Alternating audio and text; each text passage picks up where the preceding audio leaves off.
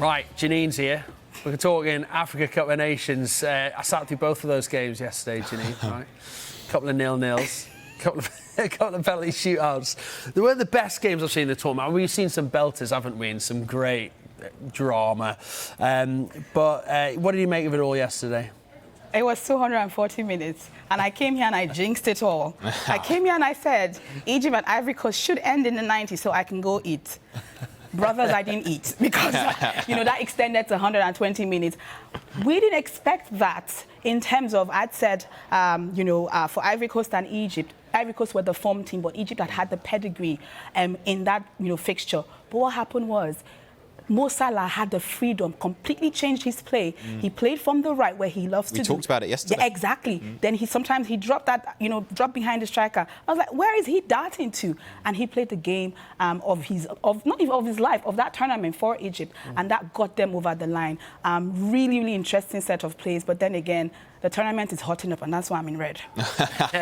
Oh, we've got to talk about the penalties, and it did go to penalties, much to your frustration then. But Eric Bailly, missing. What was he doing? Right. So, before that game, the coach of Egypt had said the Egyptian team were focusing on scoring chances. They were in training. By the time it gets to penalties, I would have loved in 90 minutes those goals came through, but by the time it came to penalties, you don't really usurp North African sides, and that's where Egypt had to concentrate. And when it falls to a defender, there's always a 50-50 chance. Egypt scored all of their goals, but then again, the pressure on Eric Bailly, that's the difference. Eric Bailly, the defender, the pressure fell on Mo Salah, the forward player. There's going to be, a difference in thinking and pressure, and I mean...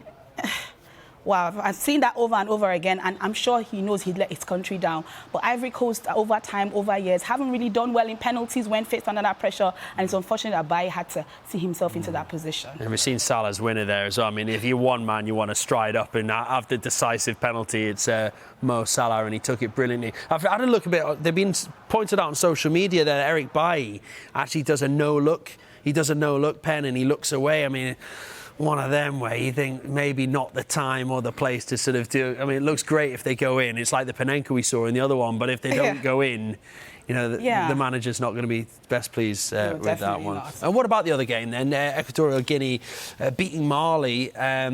It's been that was an intriguing game to watch because there's two teams absolutely desperate to get through the quarterfinals. And Equatorial Guinea is surprised by the fact that they're into this stage of the tournament. That's the game I didn't jinx, because I came here and I said they'd go all the way to 120 minutes because they were too evenly matched. They just had 4 games played between each other. Even though Mali had the better side, I was very uncomfortable with the fact that it wasn't going to be, a walk in the park for Mali. Equatorial Guinea have played this competition 3 times. I've hosted it twice, so they automatically qualified.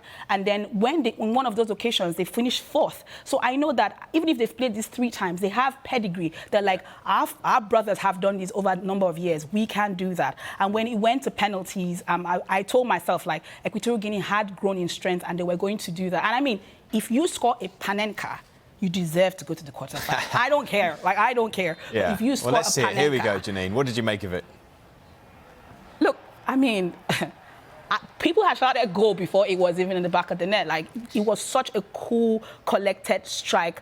And the thing about it is, whenever these teams, these so-called smaller teams, get into positions such as penalties, their confidence grows because, hey, there's nothing, they don't lose anything. And then the pressure is on the bigger side, and which was Mali with, Janepo, with Isbusuma, which is unfortunate in that incident that, they lost out. But Equatorial Guinea don't care. They were partying last night.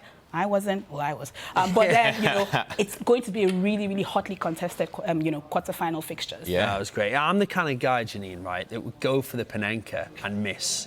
I need proof. Kind of Where's the evidence? More of an Eric try and steal the headlines by going for something like that, and I'd actually miss and mess it up. That'd be a national disgrace. That's sort of the story of my life. But the penalty shootouts were good to watch. So we've got the quarter-final lineup. Who are we going to see go through to the semi-finals? I mean, there's some intriguing fixtures there, again, isn't there? I mean, Cameroon looks strong, don't they, in the tournament so far? Egypt there, you'd fancy them.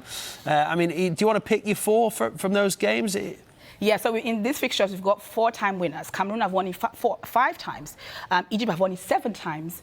Tunisia have won it once. And, of course, Morocco have won it once. The other teams, Senegal, haven't won this. Believe it or not, they've never won the... I mean, they've had the likes of El Hadji Diouf and now Sadio Mane. This is where they might want to, pick that up. But, again, the fixture for me will definitely be Morocco and Egypt. Is going to be a North African 10-pointer in that game. But then again, Gambia really, really gave a lot of scare. Cameroon might still be having that cloud of what had happened with lives being lost, with a lot of tournament focus and pressure.